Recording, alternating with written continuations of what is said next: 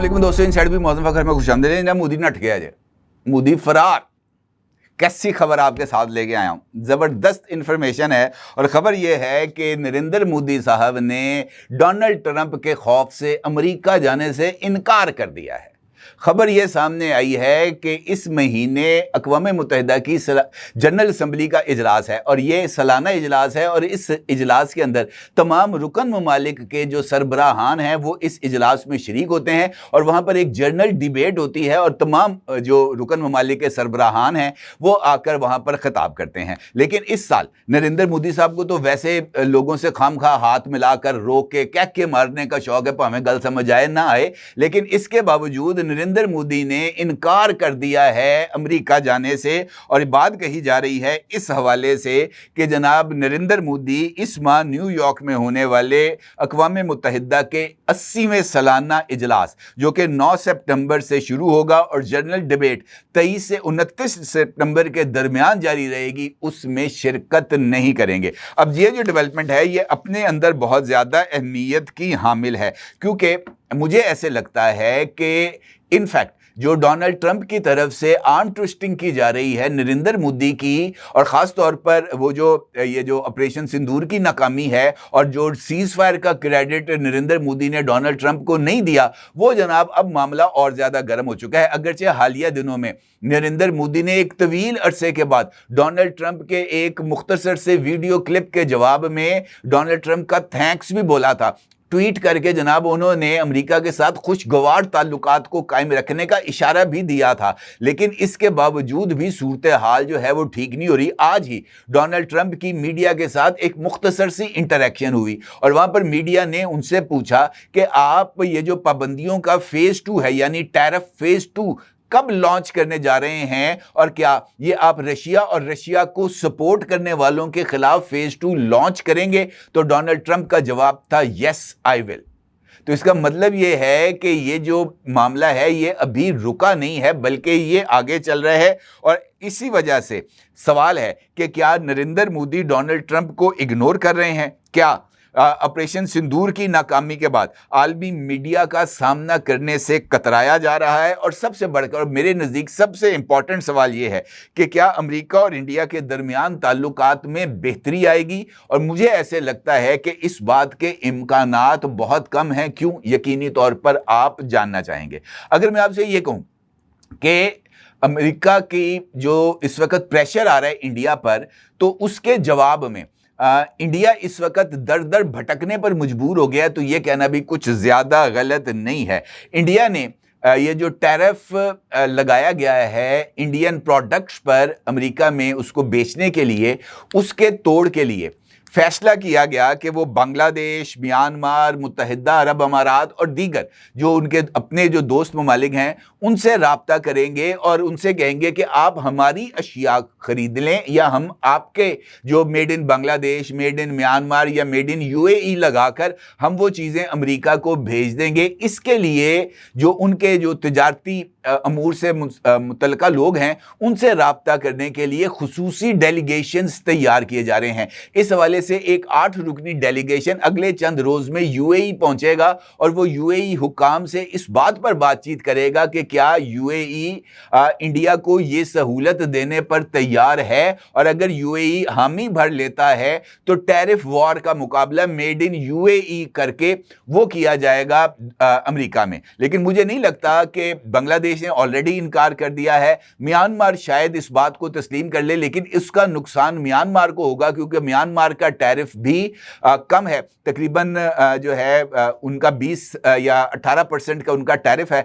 उसके अगेंस्ट वो अपने टैरिफ पर वो इंडियन प्रोडक्ट्स को किस तरीके से भिजवाएंगे, ये एक बड़ी कॉम्प्लेक्स सिचुएशन है। लेकिन ये बात तय है कि डोनाल्ड ट्रंप ने नरेंद्र मोदी सरकार को दर दर भटकने पर मजबूर कर दिया। और दूसरा इंपॉर्टेंट एस्पेक्ट है चाइना का। नरेंद्र मोदी ने अमेरिकन प्रेशर से बचने के लिए रशिया और चाइना का साथ देने का फैसला किया, और उसका जो सेटबैक है वो ये आया कि खुद इंडियन जो उनकी इस्टेब्लिशमेंट है वो नरेंद्र मोदी के रास्ते में रुकावट हो गई।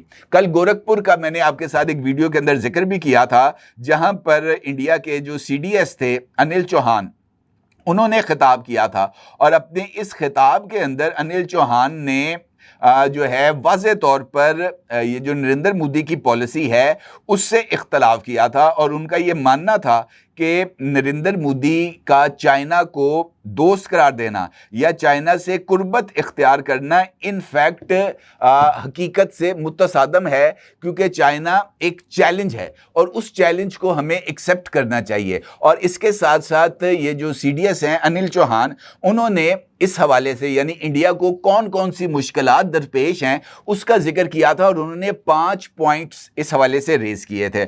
उनका ये कहना था कि ये जो सबसे बड़ा इशू है चाइना के साथ वो है उनका अनरिजॉल्व्ड बाउंड्री डिस्प्यूट, यानी सरहदी तनाज़ा। जब तक सरहदी तनाज़ा चाइना के साथ तय नहीं होगा उस वक्त तक आगे नहीं बढ़ा जाएगा। उनके नज़दीक दूसरा बड़ा चैलेंज था पाकिस्तान की इंडिया के खिलाफ प्रॉक्सी वॉर। तीसरा उनके नज़दीक बड़ा चैलेंज था ये जो खित्ते में अदम इस्तेहकाम है। और चौथा उनके नज़दीक था कि मुस्तकबिल की ये जो जंगी हिकमत अमली है वो क्या हो सकती है और मुस्तकबिल के वॉरफेयर्स के अंदर किस तरीके से स्पेस, साइबर और इलेक्ट्रोमैग्नेटिक स्पेक्ट्रम डोमेन्स के अंदर इंडिया काम कर सकता है। और पांचवा उनका ये था कि ऑपरेशन सिंदूर ने रेड लाइन एक ड्रॉ कर दी है टेररिज्म और क्रॉस बॉर्डर टेररिज्म के दरमियान। अब ये जो 5 पॉइंट्स अगर आप इन पे गौर करें तो वो वाज़े तौर पर इस वक्त की जो रियलिटीज़ हैं उससे कतई तौर पर मुतसादम हैं। अनिल चौहान का ये मानना था कि ये वो 5 सबक हैं जो ऑपरेशन सिंदूर से सीखे गए, लेकिन हकीकत इससे बिल्कुल मुख्तलिफ लग रही है। जो टेंशन है यानी ये जो बॉर्डर डिस्प्यूट है इंडिया और चाइना का, ये शायद हकीकी ख़तरा नहीं है इंडिया के लिए। इंडिया के लिए हकीकी ख़तरा है पीपल्स लिबरेशन आर्मी, और पीपल्स लिबरेशन आर्मी ने अपनी ताकत का इजहार किया है 3 सितंबर को होने वाली परेड में। और उस परेड के अंदर उन्होंने उस नस्ल के हथियार दिखाए हैं कि पूरी दुनिया चौंक के रह गई है। और उसके साथ साथ उन्होंने ये जो अपनी रोबोटिक आर्मी को तैयार करने का जो पेशरफ्त का मुजाहरा किया है वो मुस्तकबिल की जो जंगें हैं उनका जो पर्सपेक्टिव है वो मुकम्मल तौर पर तब्दील कर देगी। अब ये जो जंगें हैं ये इंसानों की बजाय रोबोट्स लड़ेंगे या ये जो हम ना रोबोटिक वुल्व्स वो लड़ेंगे, और उन जंगों के नताइज पीछे बैठकर जो उनके कंट्रोलर्स हैं वो उसको जो है ना वो उसको लीड करेंगे। जबकि इंडिया के पास तो अभी चाइना के लेवल की ताकत नहीं है, वो तो पाकिस्तान का मुकाबला नहीं कर सकते, तो चाइना का मुकाबला कैसे करना है। लिहाजा ये जो सरहदी डिस्प्यूट है ये इनफैक्ट इस बात का इशारा कर रहा है कि अगर ये सरहदी डिस्प्यूट को इंडिया ने सेटल ना किया और चाइना की ख्वाहिशात के मुताबिक अरुणाचल प्रदेश चाइना के हवाले ना किया तो फिर उसको PLA का सामना करना पड़ेगा। लिहाजा PLA का सामना करने की बजाय इंडिया अगर चाइना के साथ दोस्ती लगाएगा तो फिर उसको उस दोस्ती की कीमत टेरिटोरियल जो है ना वो सरेंडर करके अदा करनी पड़ेगी। और ये वो चीज़ है जो मेरा ख्याल है कि इंडियन लीडरशिप शायद इसको अभी समझने से कासर है। दूसरा उनका ये नुक्ता है कि पाकिस्तान की प्रॉक्सी वॉर है।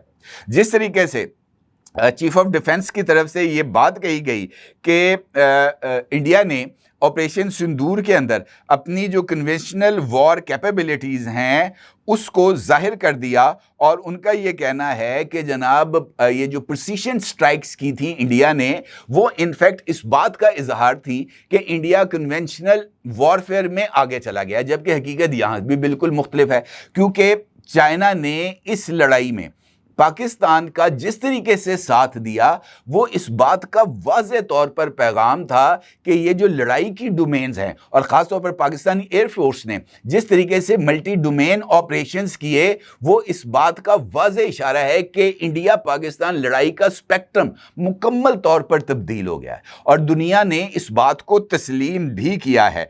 तीसरी बात है कि अगर रीजनल इंस्टेबिलिटी एक रियलिटी है तो फिर इस रीजनल इंस्टेबिलिटी को दूर करने के लिए इंडिया को पाकिस्तान के साथ बात करना होगी, क्योंकि जब तक ये बात होगी नहीं, जब तक इंडिया और पाकिस्तान में मुज़ाकरात नहीं होंगे ये रीजनल इंस्टेबिलिटी बरकरार रहेगी। अलबत्ता इस ऑपरेशन ने पाकिस्तान की जो ग्लोबल पोजीशनिंग है उसको अलबत्ता बेहतर ज़रूर कर दिया है। इसी तरीके से अगर वो ये कहते हैं कि जनाब ये जो पांचवा नुक्ता मैंने आपकी खिदमत में पेश किया था कि रेड लाइन को क्रिएट कर दिया है, तो क्या उसके बाद खुद इसी तकरीब से खिताब करते हुए अनिल चौहान ने इस बात को तस्लीम किया था कि क्रॉस बॉर्डर इन्फिल्ट्रेशन अभी भी हो रही है। तो अगर वो अब भी हो रही है तो इसका मतलब यह है कि आपने तस्लीम कर लिया कि ऑपरेशन सिंदूर जिन मकासद के लिए आपने शुरू किया था वो नाकाम हो गए हैं। लिहाजा ये एक पर्सपेक्टिव है जो पूरी दुनिया के सामने है और पूरी दुनिया ने अब इंडिया की ताकत को जज करके उसके साथ रवाबत को इस्तवार किया। आपका क्या ख्याल है, डोनाल्ड ट्रंप पागल है जो इंडिया को आंखें दिखा रहा है? डोनाल्ड ट्रंप एक कारोबारी आदमी है, उसको बखूबी इस बात का अंदाजा है कि मैंने किस जगह पर कौन सा कार्ड खेलना है। वो अनप्रिडिक्टेबल है। माजी की जो हुकूमतें हैं, चाहे वो इंडिया पाकिस्तान की है चाहे वो अमेरिका की है, वहां पर नीचे से पॉलिसी साजी ऊपर की तरफ ब्रिज करती है और ऊपर जाके हतमी फैसला होता है, नीचे से पॉलिसीज बनती हैं, उन पॉलिसीज को लेके जो हुकाम है वो आगे चलते हैं और फिर हुकूमतें उन पॉलिसीज को कबूल करती हैं या मुस्तरद करती हैं और उसके बाद फैसला होता है कि ये पॉलिसी अडॉप्ट की जाएगी या इसको रिजेक्ट किया जाएगा। डोनाल्ड ट्रंप एडमिनिस्ट्रेशन कतई तौर पर एक मुख्तलिफ एडमिनिस्ट्रेशन है जहां पर फैसला डोनाल्ड ट्रंप करता है और वो फैसला नीचे ट्रिकल डाउन होता है और नीचे से सिर्फ यस सर की आवाज आती है, किसी जगह से कोई इख्तलाफी नोट नहीं आता। और इस बात का इजहार डोनाल्ड ट्रंप की तरफ से ये कहना कि जनाब मेरे इंडिया के साथ वो जो है नरेंद्र मोदी मेरा दोस्त है, बड़ा अच्छा इंसान है, बड़ा ग्रेट लीडर है, लेकिन इन रिमार्क्स के सामने आने के बाद अगर अमरीकी वजीर तिजारत एक टीवी शो में बैठकर वाज़ेह तौर पर इस बात का इजहार करता है कि 2 महीने के अंदर अंदर इंडिया जो है वो घुटनों के बल आ जाएगा, तो इसका मतलब ये है कि ये वो फैसला है जो डोनाल्ड ट्रंप ने लिया है और डोनाल्ड ट्रंप एडमिनिस्ट्रेशन अब डोनाल्ड ट्रंप के इस फैसले को जो है वो पाए तकमील तक पहुंचाने के लिए सरगर्म है। तो ये सारे पर्सपेक्टिव हैं जिनको मद्देनजर रखना पड़ता है इंटरनेशनल लेवल के ऊपर चीज़ों को डिस्क्राइब करने में। आपका क्या ख्याल है कि इन पहलुओं को मद्देनजर रखने के बाद क्या नरेंद्र मोदी ने अमेरिका का सफ़र करना था? और अगर वो अमेरिका का सफ़र करते तो वो जो एक एनुअल लंच होता है जो अमेरिकन प्रेसिडेंट होस्ट करता है रुकन ममालिक के लिए, वहाँ पर क्या सिचुएशन डेवलप होनी थी? क्या डोनाल्ड ट्रंप का सामना नरेंद्र मोदी एक सरेंडर्ड प्राइम मिनिस्टर के तौर पर करना था उसको?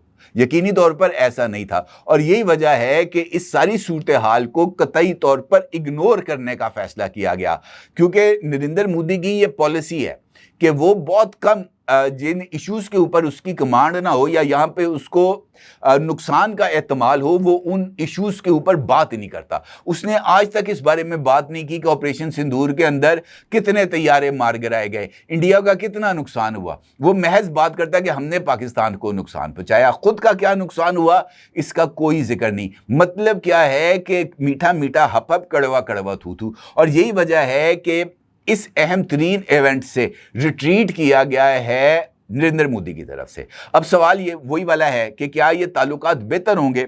मुझे नहीं लगता। जब तक डोनाल्ड ट्रंप की ईगो को सेटिस्फाई नहीं करेगा इंडिया, जब तक इंडिया इस बात को तस्लीम नहीं करेगा कि सीज फायर डोनाल्ड ट्रंप ने कराई, जब तक इंडिया इस बात को तस्लीम नहीं करेगा कि डोनाल्ड ट्रंप को पीस प्राइस मिलना चाहिए, जब तक इंडिया इस बात को तस्लीम नहीं करेगा कि रशिया से ऑयल की खरीदारी और फिर ऑयल को रिफाइन करके इंटरनेशनल मार्केट में बेचकर उसने प्रॉफिट टेकिंग की है, ये मामलात नहीं हो सकेंगे। और अगर नरेंद्र मोदी इन सब बातों को तस्लीम कर लेता है तो उसका अपना वोट बैंक खत्म हो जाएगा, क्योंकि उसने तो अपनी ही मैनशिप दिखा के अपने वोट बैंक को अपने साथ इंटैक्ट रखा हुआ है। लिहाजा ये सब कुछ होना मुझे नहीं लगता कि किसी तरह का कोई इम्कान पाया जाता है। अलबत्ता ये ज़रूर है कि डोनाल्ड ट्रंप ने अपनी पॉलिसीज़ के तहत नरेंद्र मोदी को, इंडिया को दर दर भटकने पर मजबूर कर दिया है और मेरे नज़दीक यही डोनाल्ड ट्रंप की जीत है। अपनी राय को ज़रूर इज़हार कीजिएगा। आपका बहुत शुक्रिया। अल्लाह हाफ़िज़।